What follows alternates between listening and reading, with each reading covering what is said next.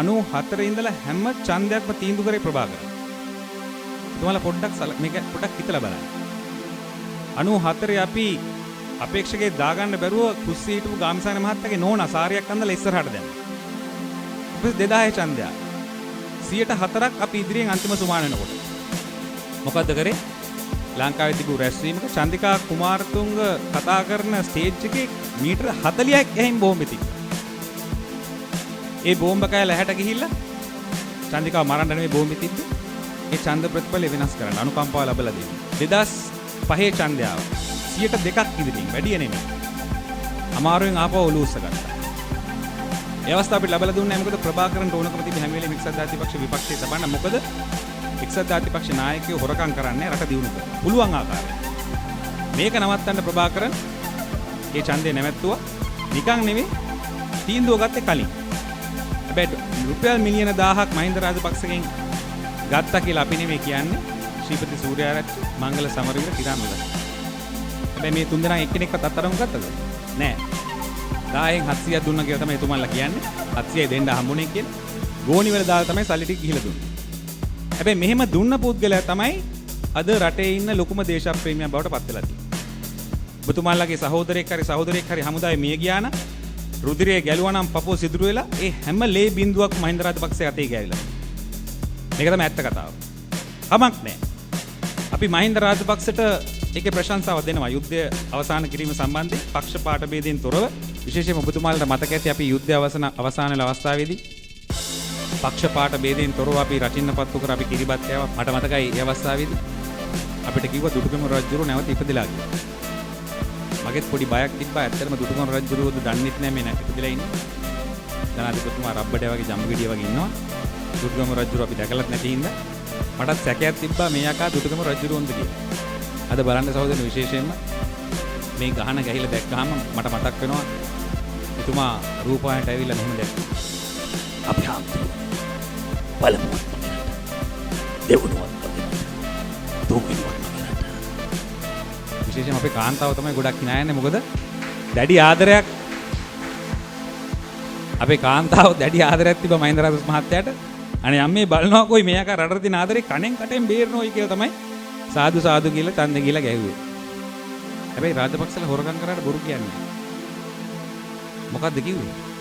යකෝ පළමුවත් මේක බැසිල්ලගේ ගෝටලගේ චමල්ලගේ රට යකෝ.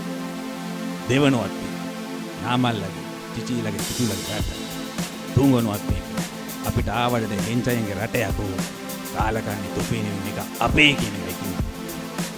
දැන් මේක තේරුම් යනකොට වැඩේ කෙලෙලා අපිටත් කෙලෙලා. ඉතින් මම බැලුවා දැන් මේකට නඩු දාන්න පුළුවන්ද කියලා බැලුවා. නඩු දාන්නත් බෑ. නඩු දැම්මොත් එහෙම කියනවා ඇයි යකෝ මම මේක අපේනේ කිව්වේ තොපේ කියලා කිව්වද මම. නඩු දාන්නත් බෑ. ඒ හින්දා මම බැලුවා මේ යකා තව මොනවද කියලා තියෙන කියලා මම පොඩ්ඩක් ටේප් එක තව පස්සට දැම්මා. මොකද්ද කියන්නේ?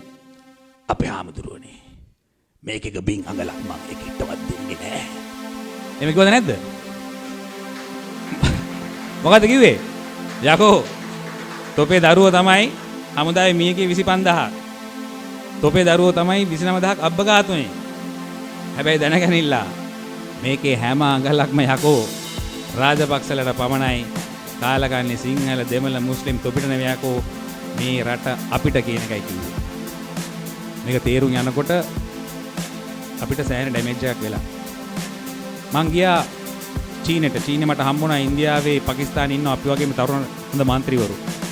ඉඳගෙන ඉන්නකොට හැන්දෑවේ මම ඇහුවා ඔබතුමාලගේ ජනාධිපතිගේ නම මොකද්ද? මං කිව්වා රාජපක්ෂ. අර පොතුපාටක දාගෙන ඉන්න පොරණේද කියලා මං අහුවා ඕ මිනිහා තමයි කියලා කිව්වා. ඊට පස්සේ ඇහුවා කතානායකේ කවුද? මං කිව්වා රාජපක්ෂ. ඒතර ආර්ථික ඇමති ඒත් රාජපක්ෂ.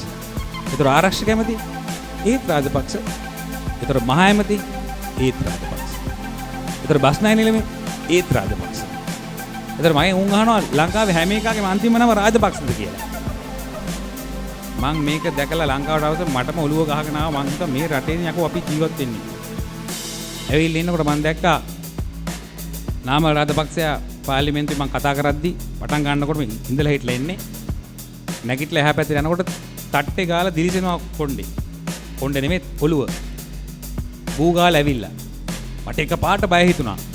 මම මොකද මල්ලි? ඔබ තට්ටේ ගාලා එන්නේ මහානායක ස්වාමීන් වහන්සේ පදේටත් කෙලින්නද කියලා මං ඇහුවා. ඊට පස්සේ අපේ නෝර උඩම ගෙදර මගේ අපේ තාත්තලා හොඳ දායකයෝ පන්සල් දෙකේම මම අපේ මල්ලත්තේ මහානායක ස්වාමීන් වහන්සේ කතා කළා අපේ හැමදෙරනේ විජුමන්තුමා කතා කරන්නේ මහත්තයෝ මොකද මම අපේ හැමදෙර යන්න පොඩි එකා නාමල් රාජපක්ෂ තට්ටේ ගාලා අබ වහන්සේලා පරිස්සමෙන් කියලා මහත්තයෝ මේකටත් වැඩක් දුන්නොත් අපි පුදුම වෙන්නේ නැහැ කියලා කිව්වා. මේක හාස්‍යයක් තිබ්බට ඔබතුමා බලන්න සහෝදර මේකේ බයනක්. මහානායක ස්වාමීන් වහන්සේලා පදවියට විතරනේ මුන් තාම කෙලියේ නැත්තේ. දැන් ඔන්න දියවඩ නිලමේ මහානෝර දියවඩ නිලමේකටත් ඔන්න දැන් හැරෙනවලු සතින්ද්‍රයාගේ මල්ලි විදින්න.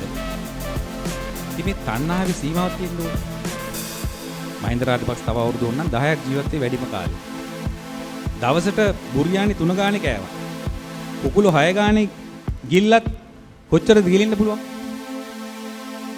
නේ හම්බ කරන එකේ තියෙන්න බෑ කණ එකේ සීමාවක් තියෙන්න බෑ. දැන් බැරිලාත් මගෙන් අපේ නායකයෙක්ගේ උස හැවුවොත් අපි උස කියන්නේ යටිපතුල්ලා හිසේ මුදුනට 5යි 11යි මගේ උස. බැරි වෙලාවත් මහින්ද රාජපක්ෂගේ නිමල් සිරිපාලගේ උස අහන්න එපා. උන් උස කියන්නේ පිටකොන්දලා බඩේ ඉස්සර නැත්තම් හරහට 8යි 2යි නැත්තම් 7යි 5යි. මුන් දේශපාලනට එන්නේ සහෝදරනේ එනකොට හිකනැල්ලෝ කැරපොත්තෝ වගේ. මාස 6 යනකොට ගෙම්බෝ පිඹුලෝ කිඹුලෝ වගේ මුන් මහත් වෙනවා. කොළඹ කොටුවේ තොරණක් විවෘත ගන්න ගිහපම මම දන්නේ ජනාධිපති වෙනවා කියලා. මම ගියපු ගාම කිව්වා දඩබඩ ගාලා සිකියුරිටි ආවා ජනාධිපති වෙනකොට මට යන්නත් බෑ නැගිටලා. මමත් ඉඳගෙන හිටියා සයිඩ් එකේ. ඉතින් මම දැක්ක එතුමගේ ඇස් දෙකේ කණ්ණාඩි දෙකක් තියෙනවා මොන්ට් බ්ලොන්ක් කණ්ණාඩි දෙක. ලක්ෂ 35ක් විතර වෙනවා දිලිසෙනවා ටයිටේනියම් වලින් හදලා තියෙන්නේ. ඒතර මම අත දිහා බැලුවා. මගේ පරණ රොලෙක්ස් එකක් තියෙන එච්චර ගණන් එකක් නෙමෙයි.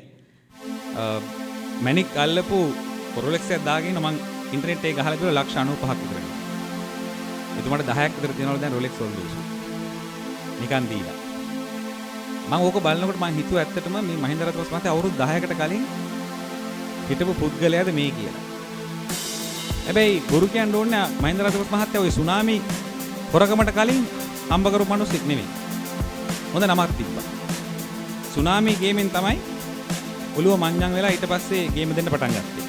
මම බැලුවා අපේ පොර කොහොමද කියලා පොඩ්ඩක්. මම බැලුවා කණ්ණාඩි දෙකක් තියෙනවද කියලා නෑ ඉන්නවා ඔය ඔළුව වල. මම දැක අත් දෙක දිහා බැලුවා ඔර්ලෝසුවකුත් නෑ අතේ. මම බැලුවා සපත් දෙකක්වත් මුදාගෙන ඉන්නවත් දන්නේ නැහැ නේ හොත් දෙකක් කියලා බලනකොට.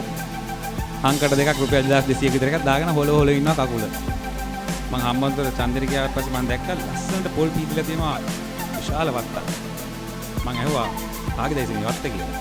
මේක චමල් රාජපක්ෂේ අක්කර 500 පොල් දාලා. මම ගත්තා දැන් දෙම බොරුනේ නේද දැන් මම මේ පටිගත කරනවානේ. මේ යනවා මහින්ද රාජපක්ෂ මහත්තයාට. ඉතින් මම බය නැතුව කියන්නේ ගම්පහ යනකොට මම දැක්කා අන්නාස් දාලා තියෙනවා ලස්සන. කාගේද කියලා ඇහුවා අක්කර 500ක් බැසිල් රාජපක්ෂ. මම මේ රාජපක්ෂලා ගැන කියද්දි මට ආය මතක් වෙනවා බැරි වෙලාවත් අපේ වාසනාවට මුන් එකෙක්වත් පොල් පීත්තක්වත් ඇල්ලුවේ නැහැ.